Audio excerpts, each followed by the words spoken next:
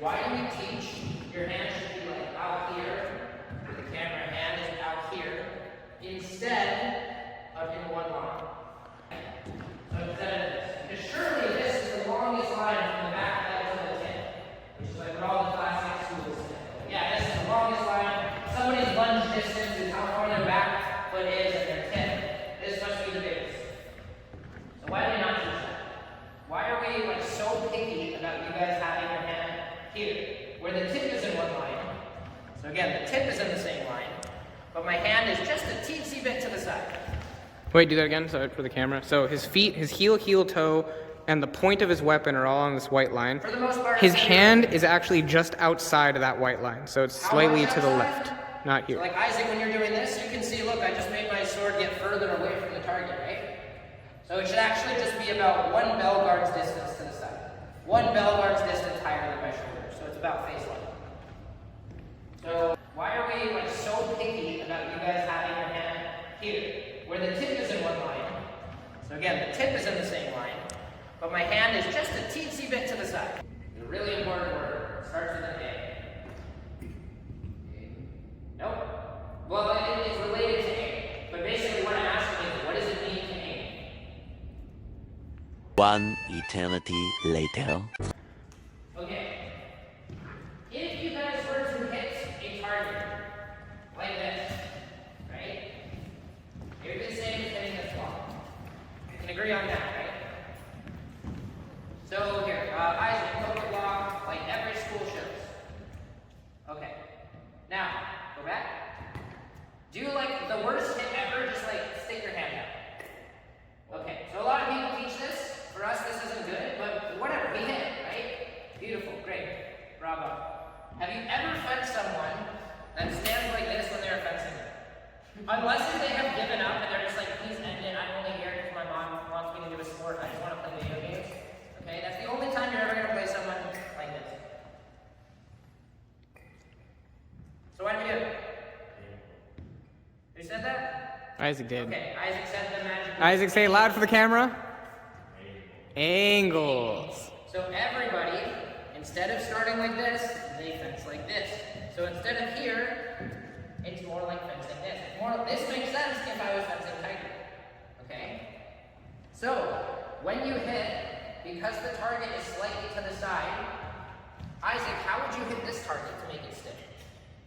Yeah, he just wants to do the same effect as poking it straight on or perpendicular, but because it's a little bit to the side, you want it to try and be as perpendicular as possible. If you think about it, that's going to be like the most solid, the least chance of it sliding off. Okay? So the better we are, the less we have to angle it. So here, but it's always important that we can make that angle. Now, why is this so important? Well, if you can just hit your shots from wherever, because you're paying attention to the angle that the person is like moving their body or contorting, or rotating their body or ducking or whatever, then you really never have to be worried about counterattack. Because that is completely dependent. It only works if the other person doesn't know how to hit. Okay? So let's take the example of someone's fencing, and they do this one. Because every little kid does this. Where would you guys hit?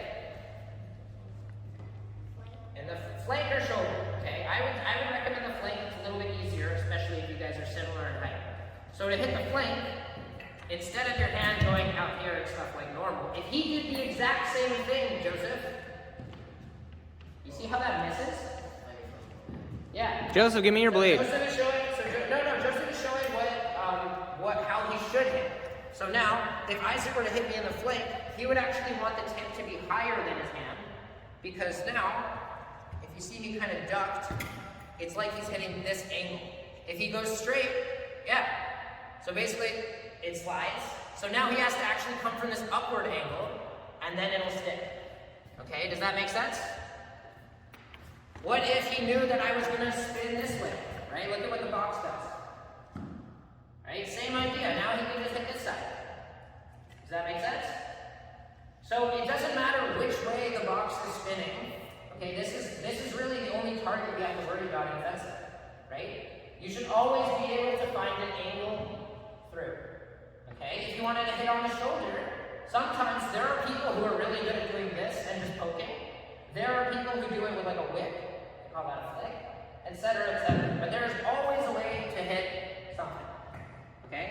Everybody go to a target. So now, instead of just poking it straight on,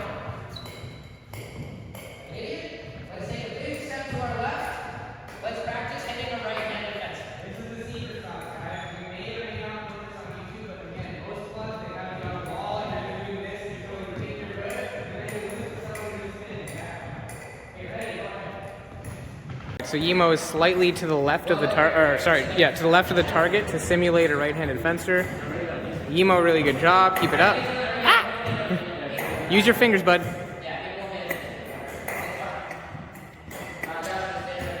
What if you want to hit the bottom circle? Bottom left. Not bad.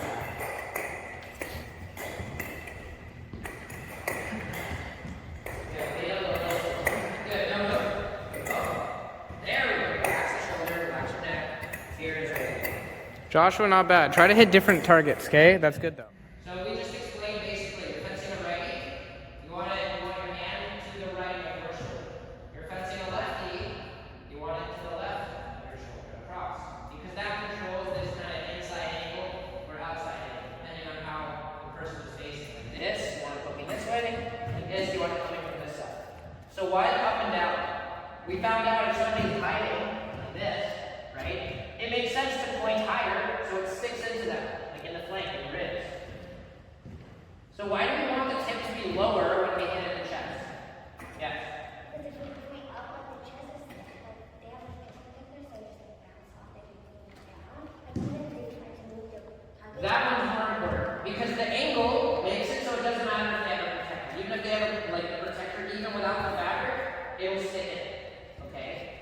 But even if someone is trying to run away, let's say you trick them so they don't remember to use their feet to stay safe.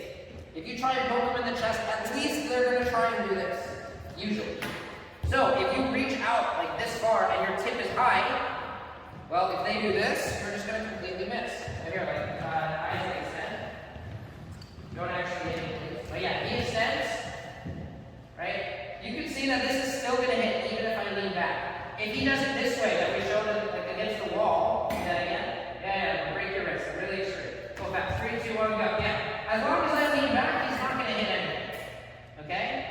If he keeps it this way, hand gets their face level, tip goes low, even if I lean back, he's probably going to hit me lower than he wants. YouTube is gonna hate that. What? YouTube is gonna hate that. Oh, YouTube will hate it. Okay.